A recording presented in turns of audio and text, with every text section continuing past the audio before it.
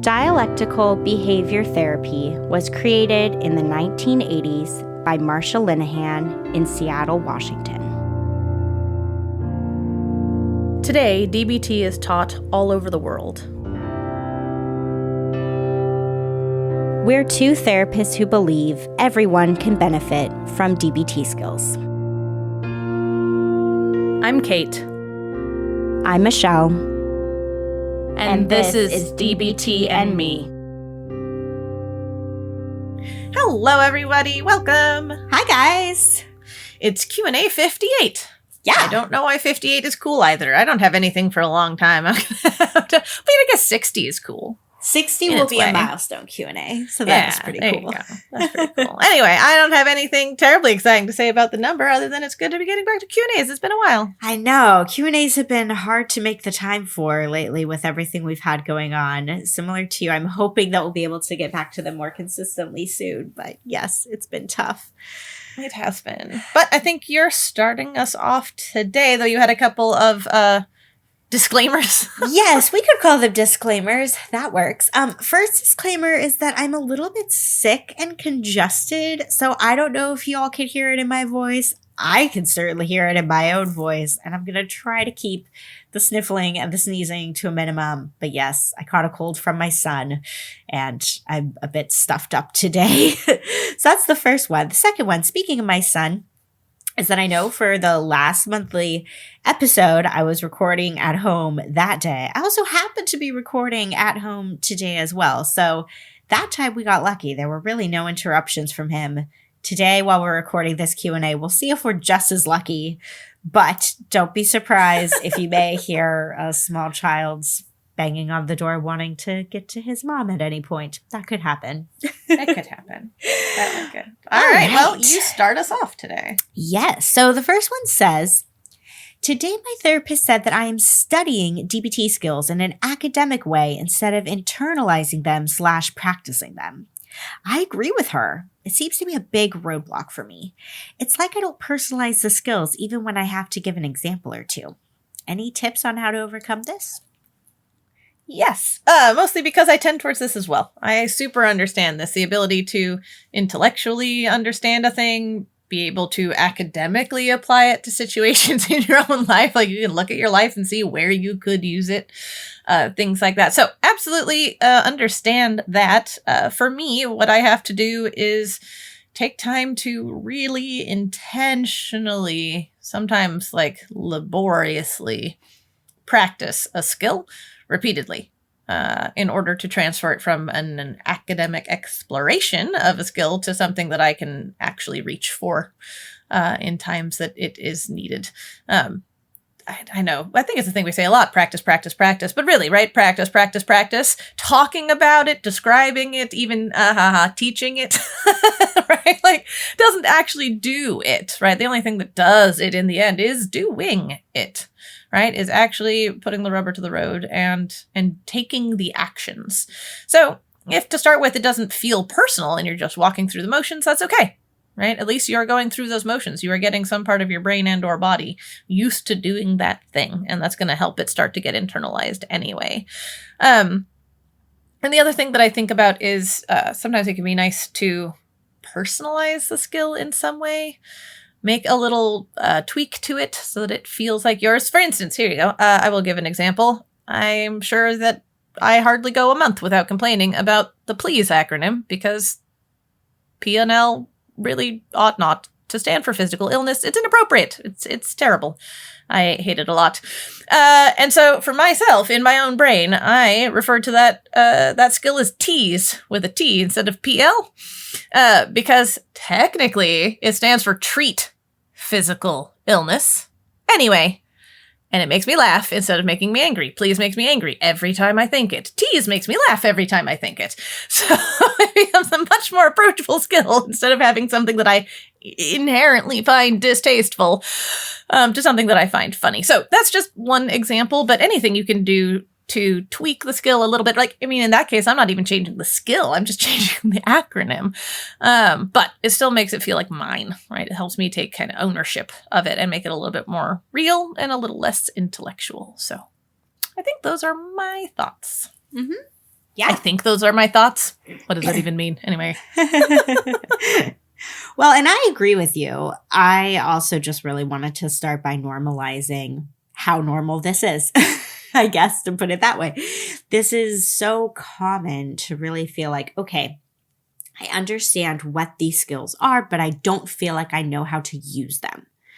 We hear that a lot, which is why it's not uncommon for people to go through a round of DBT more than once, because so often that first round is just about knowing what the skills are and knowing what the acronyms stand for and just having this rudimentary understanding of things, but then to actually really implement it and start having the skills show up in a more organic way, it just takes more time and practice. So yes, this is where it begins for a lot of people, which is why I liked this listener's question, because I knew that a lot of people would probably feel the same way, that they're also like, yeah, I'm just approaching DBT very academically and I don't feel like I'm doing it. It's a very real phenomenon. But as far as what to do about that, how can you start to feel like you are using skills more? I realized I was going to touch on some things that we've shared before, probably in mostly Q&As, but feel really important to highlight. So one of the things that I talk about is that it can be helpful to pick a skill of the week. So pick any DBT skill you like and just say, this is a skill I want to try to practice this week. And you may start, depending on the skill, by sitting down, doing a worksheet around it, if that applies, because some skills have worksheets, some skills don't. But, kind of refreshing the skill. If you can look ahead with your week and think about maybe some stressful situations you might find yourself in where you might want to try to use it, you can set intentions around that. But you just really want to pick a skill to keep in the front of your mind. And forget the rest for that week, right? Don't worry about them. Just focus on one and trying to really see if there are opportunities to use it and practice it. And that if you feel like you've gotten an opportunity to do that and like it went well, then the following week you can move on to another skill if you like. But it's also totally okay to spend a lot of time focusing on a skill, especially skills like wise mind and radical acceptance. You may just be like, this is going to be a wise mind month. I'm just going to really try to find my wise mind as much as I can throughout this upcoming month. And just keep an eye out for it. Because the other thing I say a lot that's important to highlight is that there really are two different ways to come at using DBT skills. One is setting an intention to practice a skill. Right? So it might be like, I'm going to have a tough conversation with my boss today. I want to use Dear Man, right? And you think about that in advance. I am going to try to use this DBT skill in this situation. That works.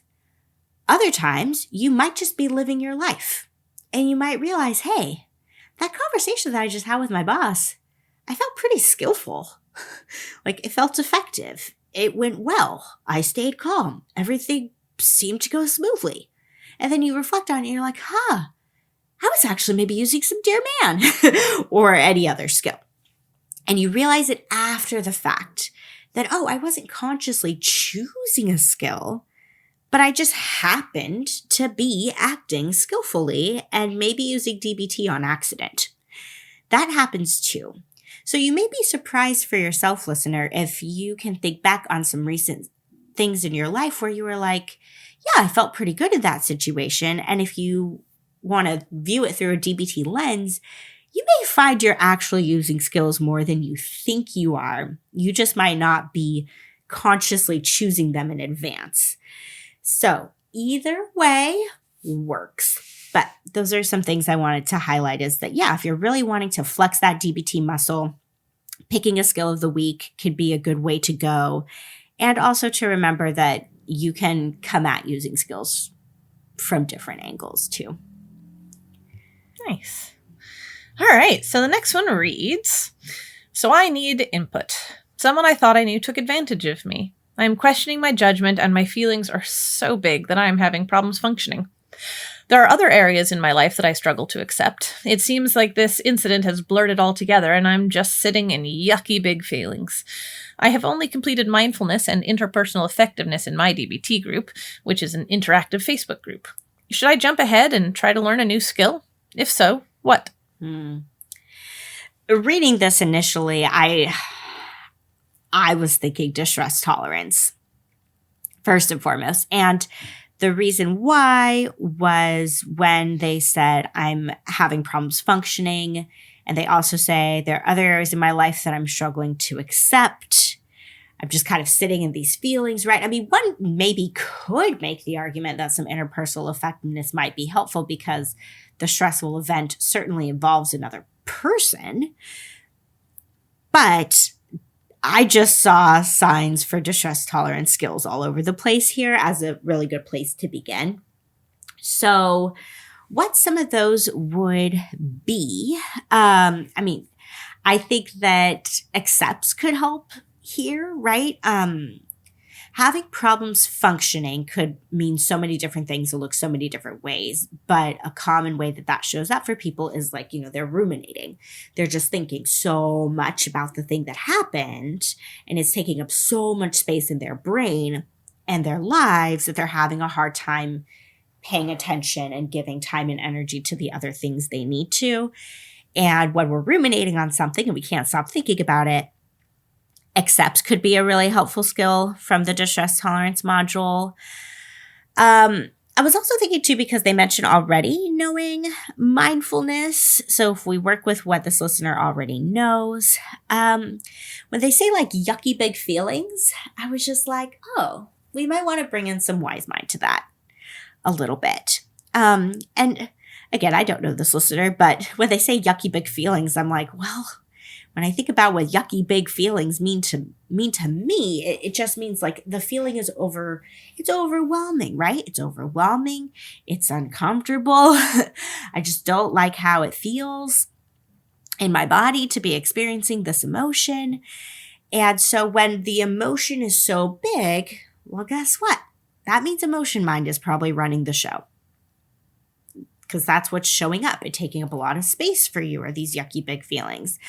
So if you're able to get into a wise mind place, which may look like really trying to bring in some aspects of, your reason mind, that may help too. And again, like exactly what that's going to look like for you specifically to bring in your reason mind can be challenging because that's going to look different for everybody. But a lot of this that's hard is that, the situation where this person that you knew took advantage of you, it's done and it's in the past. That's a fact. It happened. And it's hopefully not currently ongoing. I would hope not. But so now it's really figuring out what it looks like to pick up some of those pieces, and reason mind might be able to help you start sorting through some of those more like practical logistics of picking up the pieces. Reason mind is good at that. The final thing I would say is, just therapy. And again, I think a lot of what, we say this all the time. We're like, hey, if you don't have a therapist, get a therapist. But part of, again, just highlighting what was said here, when the listener says there are other areas in my life that I struggle to accept. So to me, again, I'm just like, oh, now this new situation with being taken advantage of, we're just adding to a pile that already existed. The struggling to accept pile. Yeah. And when there's a pile like that that's forming, this is when working with a therapist could really, really help. Again, skills are amazing and wonderful, and I'm so glad that you have this group that you are engaged in. That's amazing. But also, a therapist is going to help you really figure out what are those past situations where you may need to apply some skills. It really sounds like you're going to be working towards some radical acceptance territory here with this whole situation that happened. Hey, back off my skills, I know. lady. That's all I'm really going to say, but I'm just like, don't go it alone. Get a therapist to help you. Because, yes, I'll let Kate say more about radical acceptance, but just don't go the radical acceptance road by yourself. have a therapist to help you with it. Okay, Sorry, your don't turn. mind me. I've had to tease you about that. I was like hearing you talk about the word acceptance. I was like, I see where you're going. I know, right? Where we steal things from each other. It happens. Well, so let's see. I wanted to start by just, I don't know, piling on some empathy. We're coming up on 2 years now, since I got ghosted by the person, one of my very best friends at the time. And I remember having a lot of the same kinds of thoughts, or stress responses that this listener was talking about. I too started to, mistrust my own judgment, right? Like if I trusted this person and thought they'd be around for the whole of my life. If I can be that wrong about somebody, how can I trust what I think or know about anybody, right? That kind of thing, right? Super insecure and just mistrustful of myself. And I like the description. And lots of big, yucky feelings. That grief came in and kicked my ass. So just a lot of empathy for how hard it is when someone that you love and trust in some way, shape, or form, right, sweeps your legs out from under you. It is really hard. Check the facts is something that definitely helped me not to question myself so much, because this is one of those cases where it actually validated my feelings and showed me that I wasn't really as untrustworthy as I was feeling. Oftentimes I think people, I know we've talked about this, but come to check the facts with an idea that it's going to be invalidating, right? That it's going to talk you out of your feelings or show how they don't fit the facts. But sometimes it can be used in the exact opposite fashion, right? To really help ground yourself in the validity of your emotional response to a situation. So that's something that I thought about. I definitely wholeheartedly agree with Michelle that distress tolerance is going to be the module, though. I mean, I do like check the facts, so I yoinked that from emotion regulation, but overarchingly, yes, definitely distress tolerance skills. The two that I would lean into probably surprise no one. One is radical acceptance, since I did tell Michelle she was stealing that one from me, right? As she was talking about, it is what it is, right? The betrayal, whatever it was, happened, right? We are past that point in reality and cannot undo that, and so coming back again and again and again to the reality of the thing. But I do love, Michelle, that you had the suggestion to not go it alone, right? The harder the radical acceptance path, the nicer it is to have someone walking it with you. Someone to help you see how valid you are, help you understand that, all of those, ass-kicking nuances of radical acceptance, right? That acceptance isn't approval, etc., right? All those things that it can be hard to keep hold of when we're working on practicing it ourselves. And self-soothing, right? With the 5 senses. Big yucky feelings, I guess depending on what they are, if you're in like a space of rage or, abject panic as your big yucky feelings, then maybe not. But for big grief, big sadness, right? Things like that, I find that self-soothing can still be really helpful, and it's, I don't know, you deserve it, listener, right? Some tenderness, some kindness, some gentleness.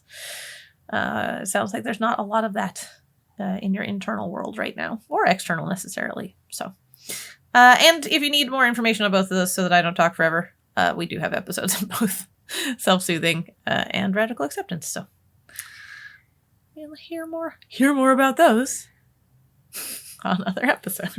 Yeah, I was going to say, actually, the radical acceptance episode, if, yes, that term radical acceptance is unfamiliar, go listen to that episode. That could be a good starting point here. Anyway, that is it for me. Yeah. All right. This one says, hello, everyone. So I have a small question and would love some input if that's okay. I struggle with having really big emotions and have been able to use some DBT skills to keep them at bay. But one thing I struggle with is getting a grasp on jealousy. I was wondering what DBT skills you suggest using in moments when it begins to peak up. I usually take to using rest and try to evaluate what's causing it and what steps I could take to simmer it down. But there have been multiple times where my plan kind of falls through. Any suggestions on what skills would be helpful in times like this? Great question. I think jealousy is one of the too infrequently discussed emotional states. And it's perfectly normal and natural and comes up for most. Actually, I'm going to say everybody. Everybody has jealousy at some point or another in their life. Also envy, right? It's different but similar cousin, both of which are really difficult, in part because we shame ourselves about it. We're not supposed to feel jealous, etc., etc. So I guess I would say that the first thing I would suggest is wise mind, actually. I don't actually have that in my notes, but as I was listening to Michelle talk, I was like, you know what? I think making sure that you're honoring your whole self, right, including your emotion mind here, will be really important. The temptation will be to run away all the way to reason mind, right? I don't like this feeling. Let me talk myself out of it and why it's not important or why I shouldn't act on it or yada yada. And so instead to try and be reaching really actively and intentionally for wise mind, to have that intersection of both, right? To be tender and mindful of and welcoming of your feelings, but not letting them drive the car off a cliff, metaphorically speaking. But otherwise, the other suggestions I had was stop, right? Could be helpful to prevent taking unhealthy actions. Similarly, ride the wave. My mouth.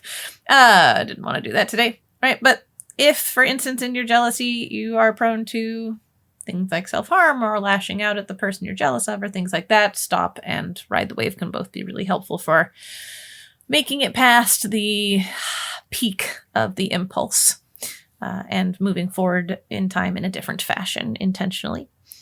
Willingness versus willfulness could be a great place to look for maybe some shift in how you're doing. For instance, are you refusing to move along or go with the flow of something? Are you refusing to let go of hurt feelings or other emotional states? Right? I know that this is one that shows up for me a lot. It's hard to say what it would look like for any given individual without knowing them better, but definitely willfulness is something that does a lot to keep me pinned in emotional states a lot of the time. So that can be a really good one for, I think, people to look at and examine for themselves when they're having a hard time coming unstuck from an emotion. And one of the few lines I remember explicitly from the handout for willingness versus willfulness is when you can't shake willfulness at all, ask, what is the threat? Mm-hmm. Which I love that question, right? So that if you're like, I'm pretty sure I'm being willful, but I can't seem to shake it at all. I do love that question, actually. What is the threat, right? What's the thing that you're afraid of happening if you let go of your willfulness? And that can often be a door into where to shift it from willfulness into willingness. And apparently I'm just the check the facts girl today, because I also think that could be helpful for exactly as the skill implies, checking the facts of the situation, trying to get a clearer picture, a more objective perspective on what's going on. Because not always, but oftentimes jealousy is fueled by story. At least as much, if not more, than facts. So check the facts can be really helpful to see how much of what you're responding to is your story, as opposed to what's actually going on. Mm-hmm. Yeah. That blends in pretty nicely to the number one skill that I thought of when I read this. Because the skill that came to mind for me with this was opposite action, and I'll explain a little bit about why. But I think the important caveat that is really good to name when we're talking about opposite action is that you're only going to turn to that skill if you have first checked the facts and realize that your emotion and or its intensity does not fit the facts. Then you're probably going to go to some opposite action. Or again, even if it does fit the facts, if acting on it would not be effective. So we don't just want to go to opposite action on its own, right? Of just kind of like, well, I feel this emotion. It's uncomfortable. Let me just do some opposite action. No, first check the facts around it. Why are you feeling what you're feeling, right? What's actually going on here? Gather some information. My sense, especially with an emotion like jealousy, we're talking about it, is that chances are, at least with the way that this listener is talking about, is like, jealousy seems to be, I think we all have like a kryptonite emotion where it's just kind of like that one emotion that we're just kind of like, God, I hate when I feel this way, right? It may be that for this listener, but that with jealousy, when they say like it's really big, I'm struggling to get a grasp on it, that tells me the intensity is pretty high with this emotion. And so again, it may be that your emotion might fit the facts of what's going on that's triggering the jealousy, but perhaps not the intensity of them, which is why I was thinking opposite action might be a helpful skill here. So I had looked at the handout because luckily DBT has a handout that corresponds with every emotion to say, hey, if this is the emotion that you're feeling, here are the opposite actions that you can take, then maybe what you're looking for. So some of what it said for jealousy. It said, let go of controlling others' actions and stop spying or snooping / asking probing questions if that is something that the jealousy is leading you to want to do. And it also suggests doing some changes with your body, right? Like half smile, willing hands, making sure that your muscles are relaxed, that kind of a thing. So that was what it said on the handout. I think it's interesting, the let go of controlling others' actions. I mean, that stands out to me a little bit because I think we don't want to admit this or look at it this way very often. But so often what triggers us feeling something emotionally is that somebody around us is doing something that we don't like. We don't want them to do that thing. So yeah, we feel jealousy, envy, anger, fear, hurt, whatever it is, because we're just like, they're doing the thing that I don't like. I don't think they should do. So I think that is an interesting thing to take note of and reminding ourselves that, okay, I may have good reasons for why I don't want them to do that thing. And also, it's not my job to stop or prevent them from doing that thing. What is within my control, what is outside my control, that kind of a thing. But I do also like what it was saying about trying to change things within your body. A lot of opposite action is about that. A lot of opposite action is taking more of this bottom-up approach where we're changing things within the body to then change the thinking that we're having, rather than a top-down approach where we're trying to change the thoughts to then soothe the body and our nervous system. So bottom-up approach can be pretty helpful in a lot of cases when it comes to opposite action. And that may help you, listener, because even though, like Kate was talking about, there can be something to it as far as like a wise mind approach of bringing in some reason mind and using some check the facts and all of that. Those are top-down processes. So try those, see what they're doing for you. They may help, but if they're not helping, then you may need to try to take a bottom-up approach, which, might look a little bit like, I don't know. I consider riding the wave a little bit bottom-up. I don't know if you do, but I do, where it's just kind of like, okay, I'm just going to see what else I could do here with myself while I'm riding this wave, other than the urge that I really want to do. So yeah, taking a bottom-up approach may help a little bit, again, without the expectation of having the jealousy feeling go away. The jealousy feeling may not go away. That's okay. It doesn't have to. The whole point is to have you act skillfully while you are feeling jealous. That's really the main point. And maybe the feeling decreases a little bit in that process and you find yourself feeling less jealous after acting skillfully. That's fantastic. Or again, you can act skillfully and still feel extremely jealous the entire time. That's also a win. So I think part of it is letting go of that goal of like, the goal is to not feel jealousy. That's not the goal. So just remember that. The goal is to be skillful. That's all. I like that. I was thinking as you were talking about that I was remiss in not mentioning that jealousy, like all of the rest of the feelings, is important. Yep, right? It's not bad or wrong. It still gives you information about yourself and the relationship and the situation, etc. Right? So thank you for emphasizing that you're not necessarily trying to just banish emotion or banish jealousy to the basement of your feelings. Yeah. Yep. Exactly. All right, we're on to the last one. We are. And this one dates a little bit when the question came in. A little bit, yeah. My mother's reaction to today's SCOTUS ruling, so that's Supreme Court of the United States, and is talking about the overturning of Roe v. Wade, for those who maybe aren't in the country. So that's the abortion ruling that was such a big deal last summer. My mother's reaction today to today's SCOTUS ruling has me feeling not very positive feelings towards her right now. Lately, my mom and I have had a good and steady relationship, and this has certainly destabilized things. I love my parents dearly, but strongly disagree with their views on this topic. I've been using gentle avoid so I don't lash out at her. However, I'm having a hard time on how exactly to proceed in a way that doesn't cause both of us pain. And while I would like to just not think about it for a bit, my mind won't give up dwelling on it. Is anyone else experiencing this? What skills do you find most helpful? I also realized I didn't include this in my response, but just that question at the end of, is anyone else experiencing this? And then I was reflecting back to that time, Summer, right? Summer, I think 2022? No. I think so. Okay, well, I'm going to have to look that shit up while you're ago. talking.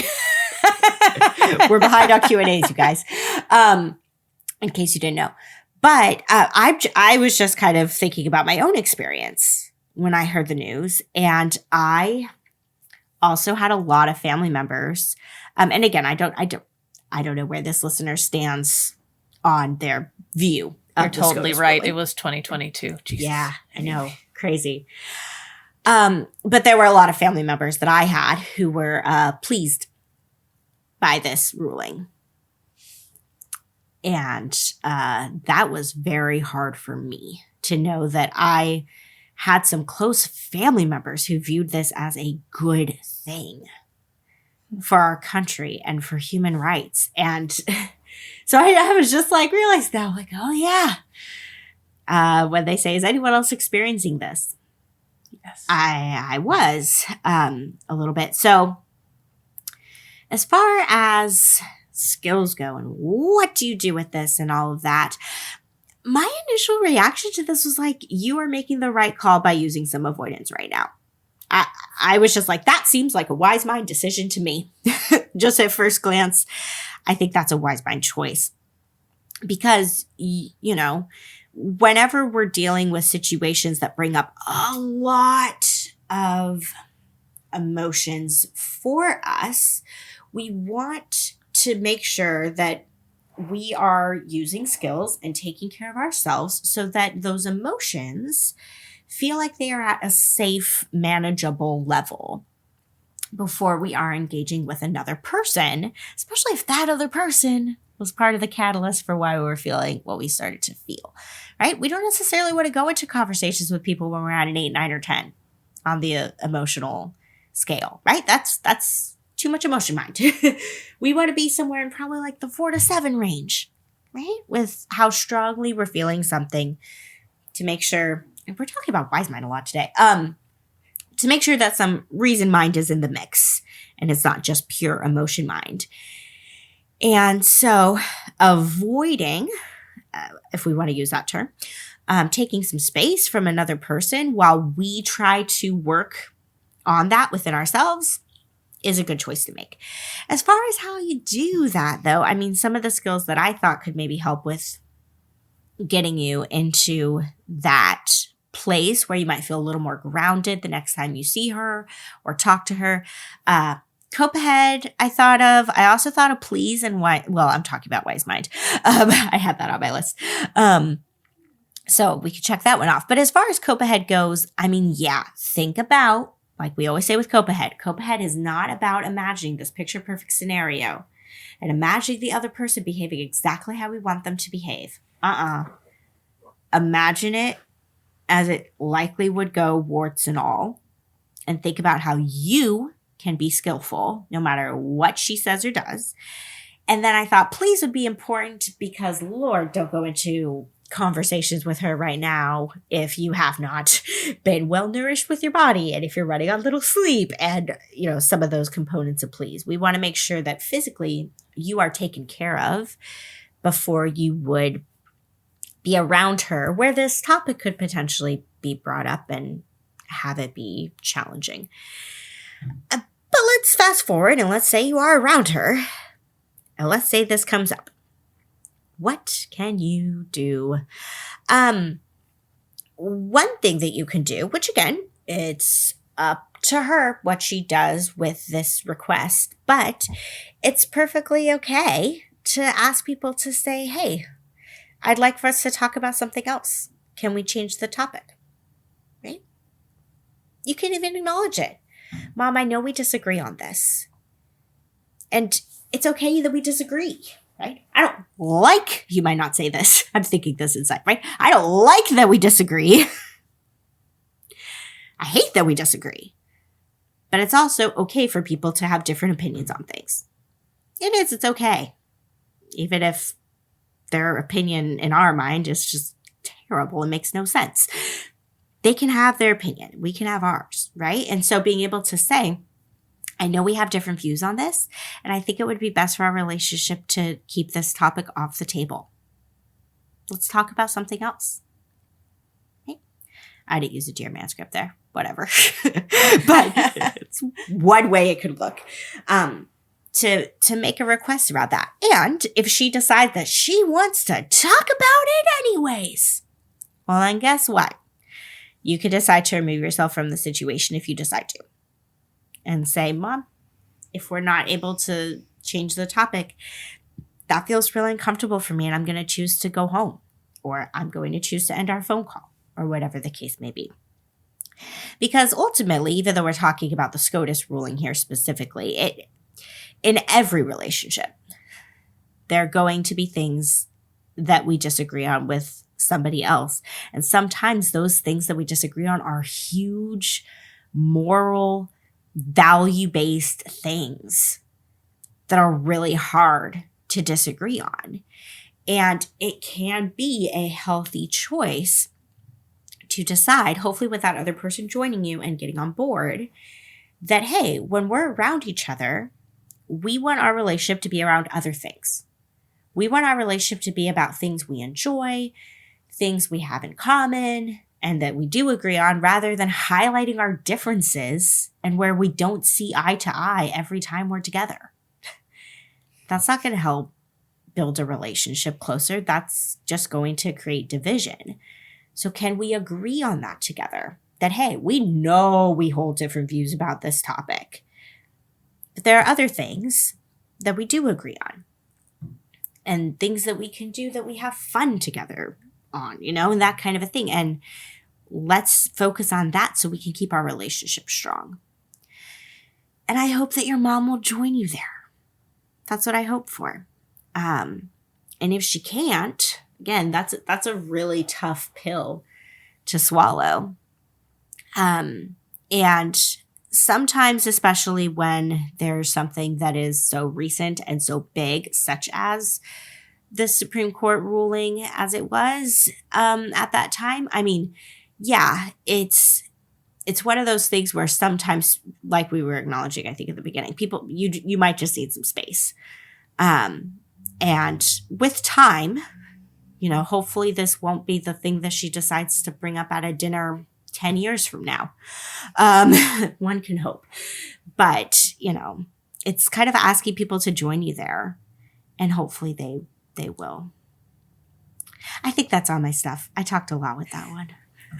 Well, it's funny because as I was reading my notes before before this whole episode started, guys, I was like, wow, I just don't feel like I wrote as much here as I often do. Like, oh, those are good, solid skills for it, but I just didn't say much else. And I was like, oh, now listening to Michelle talk, I know why I didn't say much else. Michelle got to the notes first, and she wrote down a lot, and there wasn't much left. Yeah, no, I mean, it's just specifically, I think, me, I get stuck on it when people ask specifically for skills. So that's where my brain goes. And you definitely covered many of the skills that I would, very first think of as being for it, right? Cope ahead would be my absolute first go-to, and you went into that one. Effective rethinking and paired relaxation could also work in that slot. I don't like it as much. But that's just pure personal preference, especially if Like, I don't know how often you're seeing your parent. Maybe gentle avoid doesn't mean what we think it means, and you're still going over every Sunday night. You need to practice a new way of thinking about it, right? Before going over there of, instead of, I can't believe she thinks this way, be like, it's okay. I don't like her opinion, but it's okay that it's different than mine, or something like that, right? Finding a new, more effective thought that maybe serves you better. Wise mind was another one I thought folks needed to lean into. You were there on that one. And I think the only other one I really had was stop, right? Like, if the conversation comes up and, they can't avoid it entirely. If the listener notices that they are having, a big response starting internally, that they may want to take the opportunity to practice stop, so that they don't do damage, right? This person seemed really invested in making sure that they, don't hurt both of them, or as much as possible, don't just hurt both of them in their relationship with their response to this. So, last ditch effort, I suppose, is before something unfortunate comes out of your mouth, is to try and practice stop.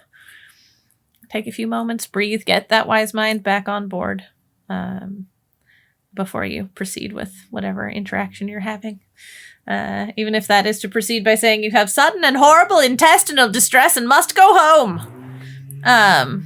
Because you're afraid you're going to say something terrible. So yeah, I know not much to add on. I think you did a really good job of covering the non-DBT and DBT stuff in that one. Thank you. You done good. All right. Well, that brings us to the end of this Q&A. And as you all are seeing, right, we're behind on Q&As, but that does not mean that we want you to stop writing to us or stop posting in the Facebook group. We want you to continue to do both of those things because we want to be here to support you guys. And we say this sometimes, I'm going to just say it again. You will get a response from us very soon, right? Like, if you email us, we will get back to you via email. Yeah, this is not the first time that person has heard from us since June of 2022. Yes, we did respond to this listener, either commenting on their post in the Facebook group or emailing them back directly. So you will hear from us in a much more timely manner, even if it takes us a long time to get around to actually reading your question out loud on a Q&A. So post to the Facebook group or email us at dbtmepodcast@gmail.com so that we can answer your questions and continue to stay behind on Q&As. We're all good with it. We'll catch up one of these days. Sounds good. All right. Well, thanks, everybody. Thanks, everyone. To learn more about us and the DBT skills we're teaching each week, join our Facebook group. Simply log in to your Facebook profile and search for DBT and Me Podcast.